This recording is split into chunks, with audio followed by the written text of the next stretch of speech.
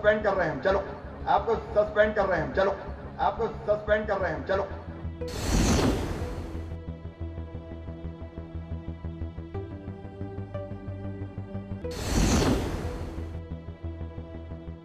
नमस्कार, आप देख रहे हैं नारद मुनि लाइव और मैं हूं आपके साथ जुबैर कुरैशी। दोस्तों, अपना एमपी गजब है नाम से मध्य प्रदेश के वरिष्ठ पत्रकार अरुण दीक्षित सोशल मीडिया पर रोज़ एक कॉलम लिखते हैं, यानी कि एक लेख लिखते हैं जो काफ़ी पसंद किया जा रहा है। उसी का लेख को और उसी कॉलम को आज हम आपके लिए नारद मुनि पर भी लाए हैं। अरुण दीक्षित अपने इस लोकप्रिय कॉलम में लिखते हैं, सीएम इन दिनों खास से सक्रिय हैं, अपने स्वभाव के विपरीत गुस्से से लाल पीले हो रहे हैं। पिछले एक पखवाड़े में उन्होंने नायक फिल्म के नायक की तरह ब्यूरोक्रेसी की लगाम कसने की कोशिश की है। उन्होंने एक एसपी और एक ज़िला आपूर्ति अधिकारी को तत्काल प्रभाव से निलंबित किया है। एक कलेक्टर साहब को कलेक्ट्री से हटाकर मंत्रालय में बाबू बना दिया है। ज़िला आपूर्ति अधिकारी को तो उन्होंने पूरी फिल्मी स्टाइल में भरी सभा में मंच से निलंबित किया। साथ ही जनता की तालियां भी खूब सुनी। इससे पहले झाबुआ के एसपी को इसलिए निलंबित किया था क्योंकि उन्होंने सुरक्षा मांग रहे छात्रों से फ़ोन पर पुलिसिया भाषा में बात की थी। उसके 2 दिन बाद कलेक्टर को भी हटा दिया। कहा यह गया था कि उन्होंने भी छात्रों के मामले में लापरवाही बरती थी, इसलिए मामा गुस्सा हो गए थे। उनको निलंबित किए गए डिंडोरी के आपूर्ति अधिकारी पर लापरवाही का आरोप खुद मुख्यमंत्री ने लगाया और फिर हटाया। वर्तमान मुख्यमंत्री मध्य प्रदेश में सबसे ज़्यादा समय तक मुख्यमंत्री पद पर रहने का रिकॉर्ड भी बना चुके हैं। उन्होंने कांग्रेस के चर्चित नेता दिग्विजय सिंह का रिकॉर्ड तोड़ा है। अब ये माना जा रहा है कि वे दिग्विजय को हर क्षेत्र में पछाड़ना चाहते हैं। यहाँ ये भी बताना मौजूद होगा कि 2003 के विधानसभा चुनाव के पहले भाजपा ने दिग्विजय सिंह को मिस्टर बंटाधार की उपाधि दी थी। साथ ही उन पर 15,000 करोड़ का घोटाला करने का आरोप भी लगाया था। हालांकि दिग्विजय सिंह ने आरोपों के लिए तत्कालीन मुख्यमंत्री उमा भारती के खिलाफ मानहानि का मुकदमा दायर किया था और ये मुकदमा आज भी अदालत में चल रहा है। अरुण दीक्षित जी आगे लिखते हैं कि दिग्विजय सिंह लगातार कहते हैं कि भाजपा और उमा भारती उनके खिलाफ एक भी सबूत अदालत में पेश नहीं कर पाई है। अब वे माफ़ी मांगकर बचना चाहती हैं। सबूतों को लेकर उमा भी कुछ इसी तरह की बात कर रही हैं। फिलहाल मुख्यमंत्री के नायक की भूमिका में आने पर चारों ओर चर्चा हो रही है। चूँकि इससे पहले भी वे ऐसा ही रोल कर चुके हैं, इसलिए इस बार चर्चा कुछ ज़्यादा ही हो रही है और उनके रोल पर भी सवाल उठ रहे हैं।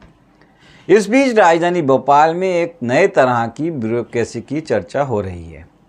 यह ब्यूरोक्रेसी है एटीएम ब्यूरोक्रेसी। इसकी व्याख्या से पहले कुछ घटनाओं पर नज़र डाल लेते हैं। वैसे तो हर रोज़ अखबारों में खबरें आती हैं कि लोकायुक्त पुलिस ने फला कर्मचारी को घूस लेते रंगे हाथों पकड़ा। ईओडब्ल्यू ने फला अफसर के घर छापा मारा। सीबीआई की नज़र भी प्रदेश के अफसरों पर है। आदि खबरें रोज़ आती हैं, लोग इनके आदी हो गए, इसलिए इन पर ज़्यादा चर्चा नहीं होती। शायद एक वजह यह भी होगी कि पूरी राजधानी में मंत्रियों और अफसरों की बड़ी अवैध संपत्तियां, मॉल, अस्पताल और फार्म हाउस इनकी नज़रों में रहती हैं, इसलिए वे छोटे लोगों के बारे में ज़्यादा नहीं सोचते हैं। अभी पिछले सप्ताह ही धार ज़िले में शराब माफिया द्वारा एक एसडीएम और एक तहसीलदार की पिटाई की खबर आई थी। ताज़ा आईएएस अफसर पिटा था, इसलिए सरकार हरकत में आई। एक जांच समिति बनाई गई। साथ ही फरार शराब व्यापारी पर 10,000 का इनाम भी घोषित कर दिया गया। पुलिस और जांच समिति अपना काम कर रही है। उधर खुफिया खबर ये है कि मामला महसूल से जुड़ा है।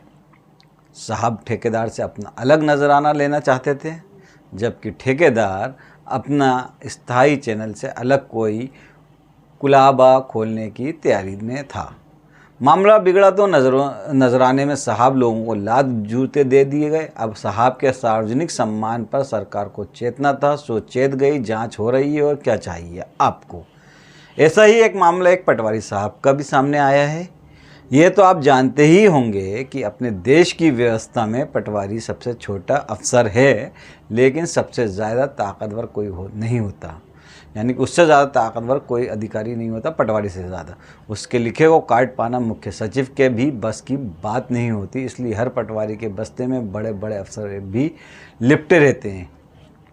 निमाड़ी ज़िले के एक पटवारी साहब अपने खिलाफ शिकायत पर ऐसे नाखुश हुए कि उन्होंने फ़ोन पर एक हितग्राही को जमकर गालियाँ दी। साथ ही ये भी बता दिया कि उनके आगे सब झुकते हैं, उनका कोई कुछ नहीं बिगाड़ सकता। खैर, उनका ये प्रेमालाप हितग्राही के फ़ोन में रिकॉर्ड हो गया, फिर वायरल भी हुआ। नतीजा ये हुआ कि साहब लोगों को उन्हें मजबूरन निलंबित करना पड़ा।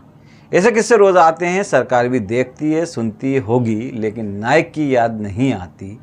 अपने एमपी की ख़ास बात यह है कि पटवारी से प्रमुख सचिव और सिपाही से डीजी रैंक तक का ज़्यादातर साहब लोग एक नाव में ही सवार हैं। एक आईएएस दंपति के घर के नोटों के बिस्तर अभी भी चर्चा में रहते हैं। कुछ आईपीएस अफसरों के नाम भी सुर्खियों में रहे हैं। बहुत बड़ी सूची है। भोपाल के आसपास के इलाकों में बड़े किसान ऐसे ही कर्मचारी और अफसर हैं। कहते हैं कि एमपी की ज़मीन से उन्हें इतना प्यार हुआ कि वे उससे फेविकॉल के जोड़ की तरह जुड़ गए। आजकल तो बड़े बड़े साहबों की चर्चा ज़मीनों और महलों को लेकर ही हो रही है। अब बात करते हैं एटीएम ब्यूरोक्रेसी की। आम भाषा में एटीएम बैंक सेवा से जुड़ा शब्द है। बैंक की भाषा में ऑटोमेटेड टेलर मशीन को एटीएम कहते हैं। आम लोगों ने इसे एनी टाइम मनी माना और जब चाहे तब अपना पैसा निकाला। लेकिन मध्य प्रदेश सरकार के मंत्रालय भवन में इसकी परिभाषा कुछ और बताई जा रही है। इस सरकारी परिभाषा के मुताबिक एटीएम का मतलब है एडवांस टोकन मनी। इस योजना का लाभ उठाने वाले अफसर और कर्मचारी एटीएम की भूमिका में रहते हैं। इनके एटीएम और बैंक के एटीएम की भूमिका में फ़र्क सिर्फ इतना है कि बैंक अपने ग्राहकों को पैसा अपने एटीएम में रखता है, जबकि इनके एटीएम में पैसा भरने वाले तो बहुत होते हैं, लेकिन निकालने वाले सिर्फ दो। एक जिसने एटीएम बनाया, दूसरा खुद यानी कि लॉ एंड ऑर्डर की भी इनकी अपनी परिभाषा है। अब जब मशीन में पैसा भरा नहीं जाएगा तो निकलेगा कैसे? इसलिए ये एटीएम हर तरफ से फिलिंग की कोशिश में रहते हैं, फिर वे शराब ठेकेदार हों या माइनिंग का, सड़क बनाने वाला हो या बांध का। इसका ज्वलंत उदाहरण पिछले दिनों जबलपुर और कारम बांध ने दिया। जबलपुर के सहायक आरटीओ के घर छापे में उनकी आय से 700 गुना ज़्यादा संपत्ति मिली। उनका शानदार महल आज भी चर्चा में है, लेकिन सरकार ने उनके खिलाफ कोई ख़ास कदम नहीं उठाया। बस जबलपुर के ही दूसरे दफ्तर में अटैच कर दिया ताकि वह वहीं रहकर आराम से अपना मामला निपटा सकें। ऐसा ही कुछ कारम बांध के मामले में हुआ। 300 करोड़ से भी ज़्यादा लागत से बना नया बांध टूट गया। आसपास के गांव के लोग तबाह हो गए। सरकार ने रात दिन एक करके लोगों को मरने से बचा लिया, साथ ही अपनी पीठ भी ठोक ली। बाद में जांच आयोग बना दिया। कुछ इंजीनियर निलंबित कर दिए गए, लेकिन बांध बनाने वाले ठेकेदार से कुछ नहीं कहा, क्योंकि वे एक ताकतवर मंत्री का मित्र जो है। थोड़े दिन बाद इंजीनियर भी बहाल हो जाएंगे। उधर हज़ारों गांव वाले परेशान हैं, उनकी खेती तबाह हो गई, कोई सुनने वाला नहीं। अब वे अपने घर से भोपाल के लिए पैदल निकले हैं। एटीएम के अलावा इन दिनों प्रदेश में 4 तरह के स्पेशल टैक्स खासे चर्चा में हैं। इनमें 3 टैक्स मेल और एक फीमेल है। पूरे प्रदेश में इनकी चर्चा है। इनका चैनल इतना मजबूत है कि ईडी और सीबीआई भी इनकी ओर देखने की हिम्मत नहीं कर सकती है। एटीएम ब्यूरोक्रेसी भी इस टैक्स चैनल से होकर गुजरती है। सब जानते हैं, लेकिन बोलता कोई नहीं। ऐसे में मुख्यमंत्री के नायक की भूमिका में आने से कुछ आस बंधी है। इस आस फलीभूत होती है, यानी कि आस फलीभूत होने की उम्मीद बस उम्मीद भर है। इसलिए तो कहते हैं कि अपना एमपी गजब है कि नहीं? तो दोस्तों, मध्य प्रदेश के वरिष्ठ पत्रकार अरुण दीक्षित जी का लिखा ये कॉलम यानी कि ये लेख आपको कैसा लगा, हमें अपनी राय कमेंट करके ज़रूर बताएं। तो दीजिए इजाज़त। नमस्कार। जय हिंद।